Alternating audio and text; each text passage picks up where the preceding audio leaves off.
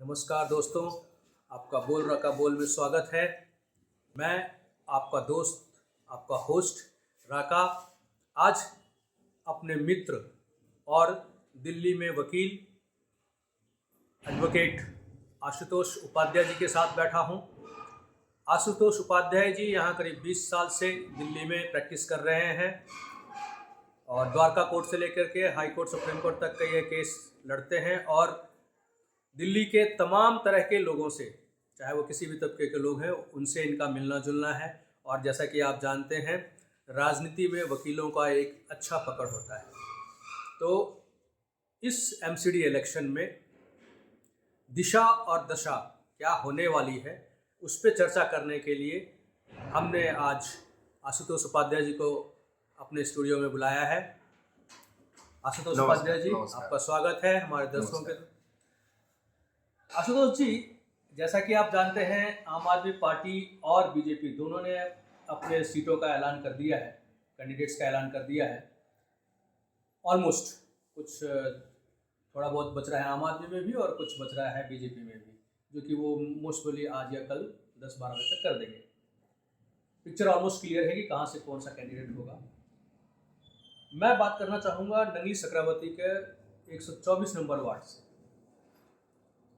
इस जगह पर जो दो कैंडिडेट्स दिए गए हैं आम आदमी और बीजेपी की तरफ से, मैं बाकी पार्टी की इसलिए बात कर रहा हूँ क्योंकि इस बार जो फाइट है वो मेरे समझ से शायद बीजेपी और आम आदमी के बीच की ही है। तो क्या आप हमारे दर्शकों को बताएंगे कि इस बार आप क्या समझ रहे हैं कि क्या दिशा और दशा होने वाली है एमसीडी इलेक्शन में वार्ड नंबर 124 नंगली सक्रावती से? सर, वार्ड नंबर 124 नगली सकरावती से जो हमारे दोनों कैंडिडेट आए हैं, एक दिन पहले टिकट हुआ, कल नामांकन का भी लास्ट डेट है।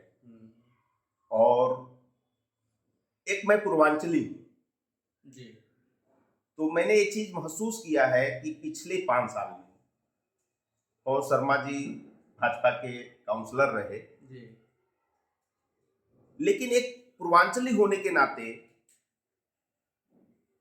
पवन शर्मा जी हमारे बीच के जो लोकल मुद्दे होते हैं, सफाई का काम हो या रोड का काम हो, नाली का काम हो, उस पर खड़े नहीं उतरे हैं 5 साल में। हाँ, क्योंकि वो यहाँ रह नहीं रहे कॉलोनी में आप लोगों के साथ, इसीलिए।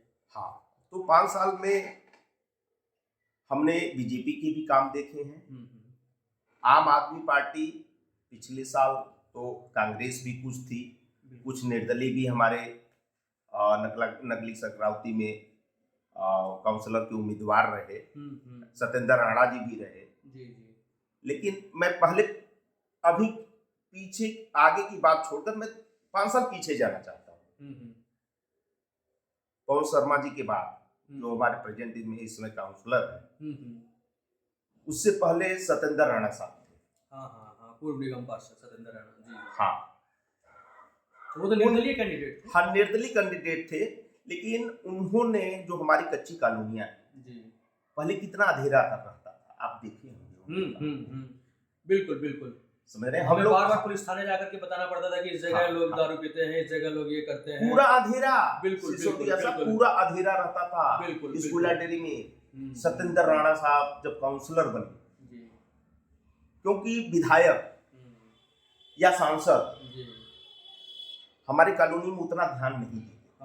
वो वोट लेकिन सत्येंद्र राणा साहब कुछ अड्डा बना रखा था, वहाँ बैठना है, वहीं से वोट का आज जैसे प्रॉपर्टी डीलर हो गए। जितने भी प्रॉपर्टी डीलर हो जाते थे, तो वहीं पे बैठकर, चाहे बीजेपी हो या कांग्रेस पार्टी रही, वहीं से अपना वोट का निर्णय कर लेते थे कि हाँ जी ऐसे, वही माहौल अपना बनाते थे। वहीं से बीजेपी या कांग्रेस भी 15 साल रही, बिल्कुल। चाहे वो विधानसभा में रही, इससे पहले भी काउंसलर का जब भी चुनाव तो कांग्रेस भी रही और बीजेपी 15 साल से लगातार चली आ रही है। जी, बिल्कुल। लेकिन जो सफाई मूलभूत हमारे यहाँ नाली, हमारे यहाँ समस्या क्या है जी, हमारे यहाँ समस्या है नाली का। बिल्कुल निकास। आम आदमी पार्टी के जो विधायक जी थे, उन्होंने क्या किया, रोड तो चलो किसी तरह बनवा दिया, लेकिन नाली निकासी का काम एमसीडी के तहत आता है। जी। न पवन शर्मा जी हमारे यहाँ काउंसलर थे, उस पर कभी ध्यान दिए सफाई का? हम लोग मतलब ये रहा कि किसी तरह गुजर बसर यहाँ पे हम लोग कर रहे हैं, सफाई का कोई मतलब समाधान ही नहीं कर पा रहे हैं कि पानी निकलेगा कहाँ। तो इस बार तो ना आम आदमी ने पूर्वांचली को टिकट दिया है, ना बीजेपी ने टिकट दिया है, तो उस केस में आप क्या समझते हैं पूर्वांचली इस बार क्या करेंगे, उनके पास क्या ऑप्शन बचता है? सर इस बार तो हम लोगों के साथ गलत हुआ है ना, क्योंकि बीजेपी हम लोग ना बीजेपी ना आम आदमी ने इस विधायक मटियाला विधानसभा क्षेत्र में जहाँ की 70 से 80% पूर्वांचली है, बिल्कुल तो 6 में से एक भी टिकट पूर्वांचलियों को नहीं मिला है। तो पूर्वांचली क्या सोचते हैं, क्या उनमें आक्रोश है, और अगर आक्रोश है तो उसको वो किस तरह से अपने? सर आक्रोश तो बहुत है, मैं बता दूं आक्रोश तो बहुत है, क्योंकि बीजेपी ने भी कोई हमारे यहाँ पूर्वांचली को टिकट नहीं दिया, आम आदमी पार्टी ने भी कोई पूर्वांचली को टिकट नहीं दिया। और लोकल हम जैसे मैं पूर्वांचली तो लोकल जो पदाधिकारी होते हैं या काउंसलर होते हैं, हम लोग जाने में थोड़ा हिचकिचाता है, उनके पास बैठ नहीं सकते और अपनी समस्या हम लोग बता भी नहीं सकते। बिल्कुल, क्योंकि वो लोग बैठाना भी पसंद नहीं करते हैं और हम लोगों के पास साहस नहीं हो पाता। जो मैं इस पे कुछ नहीं कहूंगा, देखो सर पॉलिटिक्स अपनी जगह है, चाहे हमारे यहाँ विधायक जी भी रहे, आम आदमी का सरोकार उनके पास नहीं है। या आम आदमी चले जाए, हमारे यहाँ पूर्वांचली चले जाए या उनकी बातों को सुनकर कोई कॉलोनी में आते हैं, घूमते फिरते हैं और चले जाते हैं, ये सच्चाई है। लेकिन हम लोग ये चाह रहे थे कि इस बार काउंसिल का जो चुनाव हो रहा है, कोई भी पार्टी एक पूर्वांचली को जरूर उम्मीदवार बनाती तो अच्छा रहता। इसलिए सत्येंद्र राणा, पिछली बार हमने सत्येंद्र राणा साहब का भी काम देखा है। सर मैं बता दूं उनके कामों, गोयला डेयरी या इस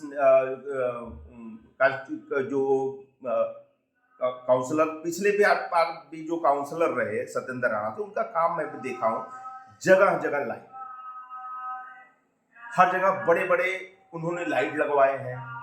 उनका मतलब गलियों को तो बहुत बढ़िया कर दिए थे। सामने की स्टैंड जो पूरा हुआ करता था, बिल्कुल सर, पूरी जगह वहाँ बिल्कुल दारू पीते थे लोग, पार्क बना दिया।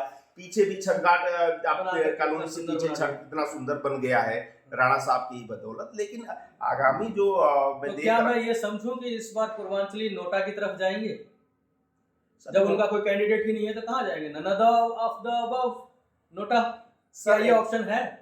बिल्कुल सर, मैं अभी एक बार सोच रहा था अभी कुछ देर पहले कि हमारे पास तो कोई ऑप्शन नहीं है, तो मैं सोचा नोटा दबा दूं।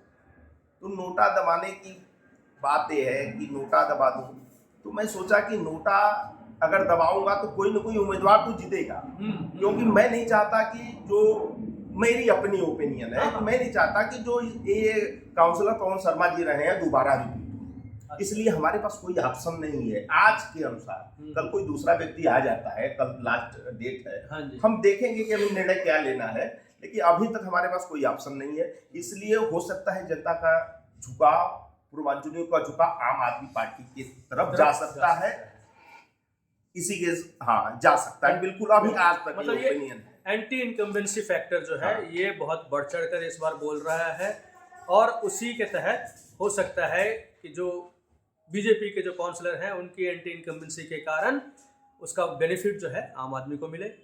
चलिए एक निष्कर्ष पे पहुंचते हैं, बाकी हम कल का इंतजार कर रहे हैं, कल क्या होता है। तब तक के लिए इस वीडियो को विराम देते हुए जय हिंद, जय भारत, नमस्कार।